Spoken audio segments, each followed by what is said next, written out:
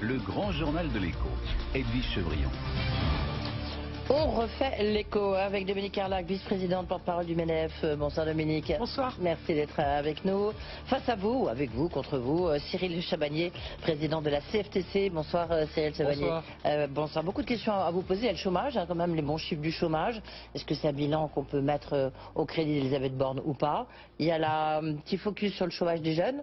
Peut-être que le plan Un jeune, une solution, peut-être que finalement ça a très bien marché. Mais d'abord un commentaire évidemment sur la nomination de l'ex-ministre du Travail que vous connaissez bien tous les deux à Matignon. Est-ce que c'est une bonne nouvelle? Dominique Carlac. Moi, je trouve que c'est une bonne nouvelle pour la France.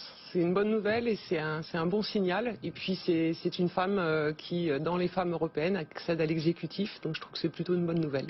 Oui, vous êtes, j'allais dire, une bonne nouvelle. Vous dites pour la France, pour les femmes d'abord. Vous avez quand même dit, allez au bout de vos rêves, allez au bout de vos rêves. Il y en a eu deux dans la Ve République, donc on peut quand même s'en réjouir. Elle est la deuxième. Elle est la deuxième. Elle est la deuxième. Ouais. Voilà. Donc on peut s'en réjouir. Mais vous la connaissez, enfin, au MEDEF, vous avez discuté avec elle. Je pense, imagine que vous l'avez rencontrée. Comme elle était ministre du Travail, c'est vrai qu'avec les partenaires sociaux, on a quand même souvent discuté avec elle. Elle a une qualité, enfin elle a deux qualités finalement, c'est qu'elle est quand même dans la continuité, donc les dossiers sur lesquels elle a travaillé avec nous, elle les connaît.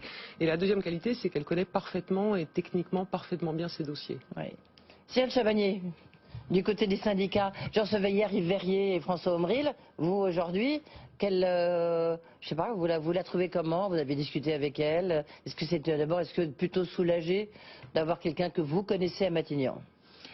Oui, plutôt. C'est toujours agréable à pas devoir refaire connaissance ou de refaire un réseau. Donc on la connaît bien. Évidemment, en tant que partenaire social, le ministère du Travail, c'est le ministère avec lequel on a le plus de relations. Ouais. Donc on est dans une sorte de continuité. Et je suis d'accord avec Dominique, c'est quelqu'un qui connaît très bien ses dossiers, donc on n'aura pas besoin de repartir à zéro sur toute une série de dossiers. C'est quelqu'un aussi qui a, je pense, un vrai goût pour le dialogue social. Oui. Et c'est aussi quelqu'un qui sait prendre des décisions. C'était plutôt agréable. Alors pas toujours dans le bon sens pour les organisations syndicales, mais au moins quand vous allez la voir et que vous posez une question ou que vous faites une demande, vous avez oui ou non, mais vous avez une réponse quand vous repartez. Et ça c'est plutôt agréable. On a connu parfois où ça serpentait un petit peu plus. Donc là on a une réponse. Après, le problème qu'on va avoir, c'est que sur certains dossiers sur lesquels on était complètement opposés, on sait qu'on va avoir du mal à la faire changer d'avis, vu que c'est elle qui les a mis en place quand elle était au ministère du Travail. Vous faites allusion à quoi? À l'assurance chômage, par exemple. Oui, la réforme de l'assurance chômage, c'était un peu son barreau d'honneur. Elle l'a fait, mais parce que je pense aussi que je parle sous votre contrôle, le président Macron voulait que cette réforme soit faite. Le MEDEF voulait que cette réforme soit faite. Elle a été faite. Maintenant, reste la réforme des retraites. C'est vrai que la probabilité de revenir sur l'assurance chômage est assez faible, non, Cyril Chabagnier? Ah oui, la probabilité est assez faible, c'est sûr, même si on va avoir une nouvelle convention assurance chômage à négocier. Donc on verra aussi la feuille de route qui sera donnée sur cette convention assurance chômage. J'espère que maintenant elle est première ministre, donc les arbitrages de tout en haut, c'est elle qui va les faire. Et c'est vrai que ces derniers temps aussi, que le gouvernement donne des feuilles de route, on n'a jamais été opposé, ça paraît normal. On avait parfois des feuilles de route qui étaient plus des feuilles de route, qui étaient carrément parfois trop étroites. Complètement étroites, voilà. Et donc là aujourd'hui, c'est elle qui décidera s'il y a un peu plus d'ouverture ou pas. Donc on verra ce qui dépendait d'elle et ce qui dépendait peut-être pas d'elle à l'époque. Elle est venue souvent ici. Moi, ce qui m'a toujours frappé, effectivement, c'est quelqu'un qui aime bien parler, même si elle était assez raide. Mais elle sait s'entourer. Elle avait un cabinet, un directeur de cabinet. Elle avait des. Elle sait s'entourer, mais elle sait surtout écouter. Bien. Elle sait surtout écouter, même si elle prend ses décisions. Elle entend, mais elle n'écoute pas forcément. Elle écoute en tout cas l'argumentation technique qu'on lui apporte. Elle n'est pas dogmatique. Elle écoute les propositions qu'on lui fait. C'est une femme qui entend la construction par proposition. Donc à nous aussi d'être capables d'amener des propositions et de les argumenter. Et très exigeante d'ailleurs sur les propositions. C'est-à-dire que je pense qu'elle peut changer d'avis, mais pour la convaincre, il faut arriver avec des argumentations qui est bien construite, voire béton. Voilà. Vous avez des noms qui circulent pour la remplacer au travail? Très honnêtement, non. Non. Non. Non, je pense que pour l'instant on est dans les fake news. Voilà, Agnès Pannier-Runacher, on parlait d'un industrie à l'instant. Ça fait partie des il y a des rumeurs. On ne nous consulte pas. Sachez-le, on ne nous consulte pas les partenaires sociaux pour savoir qui on doit. Vous attendez maintenant vous attendez quoi? D'abord peut-être avant, pardon, excusez-moi. Puisqu'on était dans le bilan d'Elisabeth Borne, les chiffres du chômage qui ont été publiés ce matin. Plutôt bon, le taux de chômage baisse encore, 7,3%. C'est le fruit de plusieurs choses. On ne peut pas dire que ce soit que le fruit d'un membre du gouvernement précédent. C'est le fruit d'abord de la relance et de la reprise de l'activité. Deuxièmement, des entreprises qui ont embauché et effectivement peut-être une politique qui a été incitative et en faveur de l'emploi plutôt que de ne pas travailler. Si vous voyez une décrue encore, on peut arriver au taux du plein emploi du côté du MEDEF. Vous faites ce pari-là? On aimerait pouvoir le faire. Après, c'est toujours pareil, il peut y avoir des arrêts dans une économie, et notamment l'arrêt lié à une conjoncture mondiale qui fait que, par exemple, on ne peut plus s'approvisionner et que, du coup, temporairement, il peut y avoir des arrêts, notamment dans les industries manufacturières. Mais on a quand même été rarement à ce niveau d'emploi dans notre pays. Une réussite, Cyril Chabagnier, pour la CFTC, c'est une réussite quand même d'Emmanuel Macron, parce qu'il a toujours dit que c'était un peu son objectif, c'était presque sa ligne directrice, le chômage. Une réussite, pas forcément, mais il y a eu des points positifs. Vous en avez cité d'ailleurs quelques-uns. Le plan Un jeune, une solution qu'on a soutenu, je pense, assez largement au niveau des organisations syndicales, était un bon plan et il a porté ses fruits. On le voit au niveau du chômage des jeunes. L'accompagnement qui a pu se faire durant la pandémie, que ce soit, je pense, au niveau des entreprises, mais je ne vais pas parler à la place de Dominique, ou au niveau des salariés, a été aussi plutôt bien fait et a été plutôt une réussite.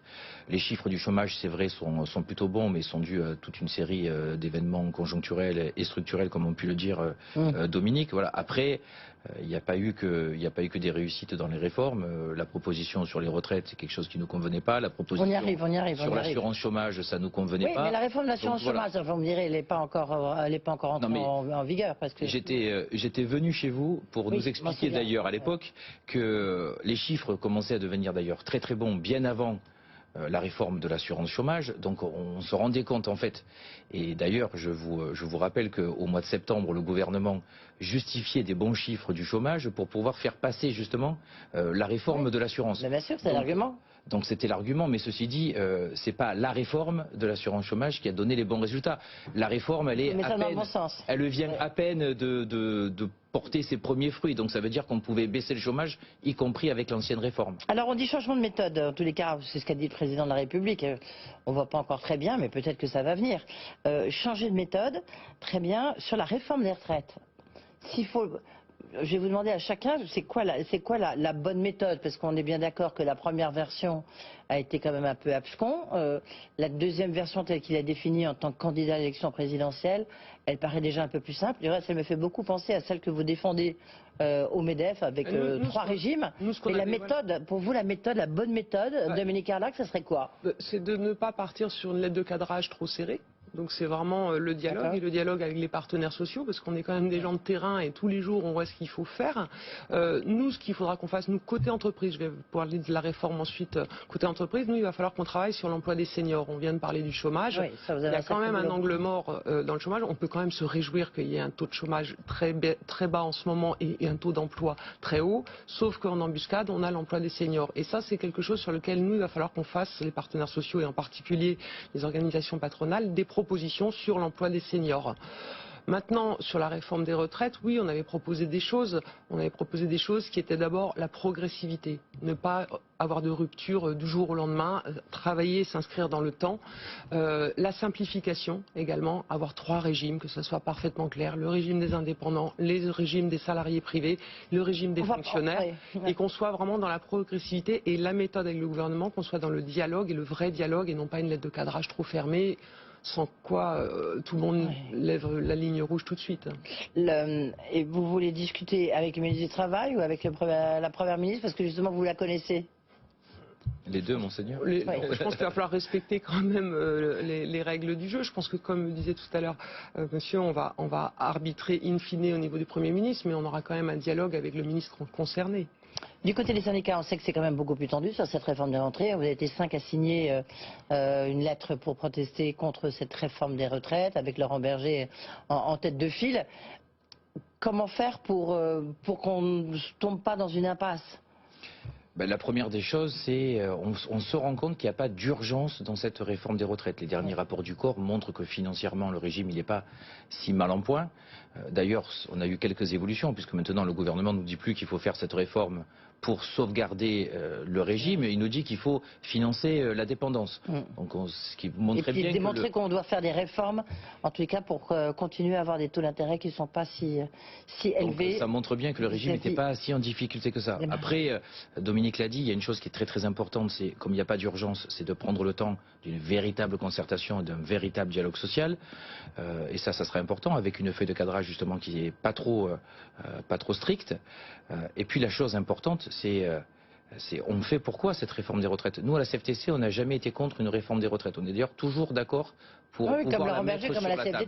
Oui. Mais le premier objectif, c'est de faire un système qui soit juste. Voilà.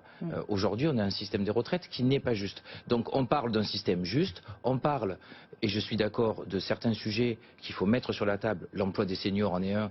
Et d'ailleurs, oui, il faut faire en sorte que ce soit plus progressif. Il faut qu'on parle de l'âge d'annulation de la décote, 67 ans, qui est très pénalisant pour les femmes, parce qu'on sait que malheureusement, elles ont encore des carrières hachées et qu'il faut qu'elles travaillent très tard pour avoir une retraite à taux plein. Il faut qu'on parle de la pénibilité.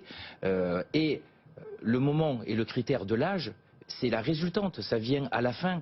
Une fois qu'on a essayé de régler toutes les injustices, on voit quel âge il faut mettre. Et on ne démarre pas par l'inverse, comme le président a dit durant sa campagne. On ne commence pas par fixer un âge et dire on parle du reste après. C'est l'inverse qu'il faut faire.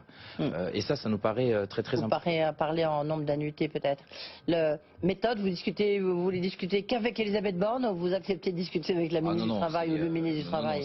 C'est avant tout avec le ministre du Travail. On aura d'ailleurs peut-être aussi quelqu'un, comme dans le précédent gouvernement, qui sera secrétaire d'État chargé spécifiquement du sujet des retraites. Oui, mais comme vous le disiez, Elisabeth Borne, elle connaît très très bien le sujet puisqu'elle a négocié avec vous. Mais c'est une bonne nouvelle. Oui, mais donc elle voudra sans doute très, très présente dans cette négociation qui est la négociation souhaitée par le président de la République. Non, mais qu'elle soit présente, c'est normal. Elle fera sûrement des arbitrages. Après, nous, on respecte les procédures normales. Donc, je pense qu'on parlera avant tout avec le ministre du Travail et peut-être avec un secrétaire d'État chargé des retraites.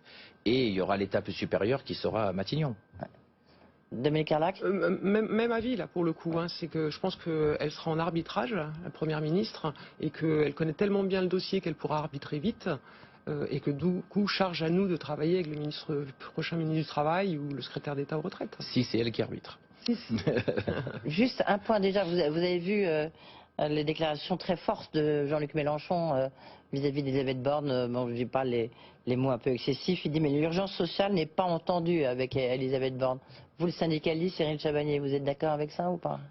Non, mais moi je juge pas les personnes, je juge les mesures. Oui, non, mais la ministre, enfin, oui. Oui, mais justement, je vais juger sur les premières mesures qui seront décidées par ce gouvernement. Je ne vais pas faire un procès avant même qu'elle ait débuté ces réformes. Donc il y a une urgence qui est claire, qui est une urgence sociale, qui est une urgence par rapport à l'inflation et par rapport au pouvoir d'achat de pouvoir faire un geste fort. Il faut qu'on remette sur la table le partage de la valeur. Voilà, il y a vraiment des sujets qui sont forts. Moi, j'attends d'attendre les propositions. Ça vous...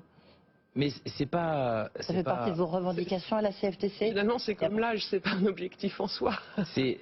Vous savez, il faut donner un vrai coup de pouce au SMIC, et je pense que c'est important.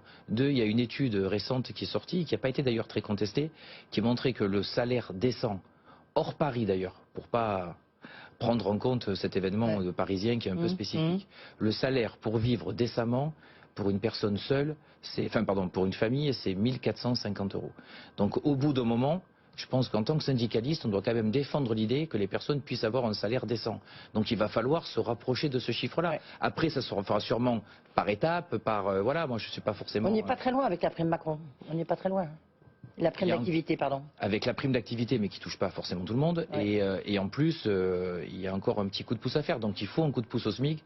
Et c'est ce que demande la CFTC depuis un long moment. Dominique Carlac. En fait, le vrai sujet du pouvoir d'achat, il y en a deux en réalité. Il y a le partage de la valeur. Et effectivement, est-ce que toutes les entreprises peuvent activer des mécanismes de partage de la valeur qui sont des revenus additionnels par rapport à ce qu'une entreprise peut donner? Parce qu'il ne faut quand même jamais oublier que les salaires, on veut bien en donner, mais qu'à un moment donné, on ne peut pas toujours donner plus. Donc, par contre, ce qu'on peut donner, c'est que quand ça crée de la valeur, on peut partager un bout de la valeur. Et là, il y a tout un tas de mécanismes qui sont pas forcément tous utilisés par toutes les entreprises, et ça, il faut en faire la promotion, et c'est un petit peu, nous, le cœur de notre sujet aujourd'hui au MEDEF, de se dire comment on partage la valeur avec les dispositifs existants, avec le maximum d'entreprises. Après, il y a un sujet beaucoup plus conjoncturel, qui est l'inflation et ce qui pèse sur les ménages. Et aujourd'hui, ce qui pèse sur les ménages, c'est 78% des Français se déplacent en voiture pour aller au travail. Or, le prix du carburant actuellement augmente, et donc c'est pour ça que nous, on a proposé des mesures aussi conjoncturelles, par exemple le chèque carburant ou le chèque essence, qui serait défiscalisé, désocialisé, que les entreprises pourraient mettre à disposition de leurs salariés, que ça coûte moins cher. Donc il y a les deux côtés à gérer. Il y a comment on partage davantage la valeur, ou en tout cas comment on utilise les mécanismes de partage de la valeur, et comment conjoncturellement, quand il y a des incidents d'inflation, on peut corriger le tir sans que ça pénalise pour autant les entreprises qui, de toute façon, elles, rognent sur leurs marges parce qu'elles aussi ont des augmentations de leur En conclusion, ça serait une mesure que vous demandez pour les salariés? Il faut faire attention. Le partage de la valeur, évidemment, c'est une mesure. C'était plus sur le transport, parce que le partage de la valeur, c'est évidemment un très gros sujet, quoi. Je voulais en dire un petit mot. Il y a des mesures conjoncturelles, évidemment, qui peuvent être prises pour un événement qui est un petit peu spécifique, comme la guerre en Ukraine, comme l'inflation qui est très forte en ce moment. Il faut faire un coup de pouce sur les salaires, mais sur le partage de la valeur, attention à faire quand même pas que des mesures qui viennent additionnelles ou qui sont des mesures qui ne sont pas forcément pris en compte. Quand vous allez voir votre banquier pour demander un crédit, on prend votre salaire, on ne prend pas votre intéressement ou votre participation. Donc on peut donner un plus avec ça, mais il faut quand même que la base, il y ait aussi une revalorisation. Et ça, c'est important. Merci beaucoup, désolé, ça y est, il nous reste 5 secondes. Voilà, donc le débat est parti, mais il faut qu'il s'arrête. Merci Dominique Carlac d'avoir été avec nous. Merci beaucoup Cyril Chabagnier. Voilà, c'est la fin du Grand Journal de l'Écho. On se retrouvera bientôt, tous les deux, bien sûr. Et on se retrouve, nous, entre ce soir, 20h, 22h, pour la rediffusion. Et puis, bien sûr, demain. Bonne soirée. Le Grand Journal de l'Écho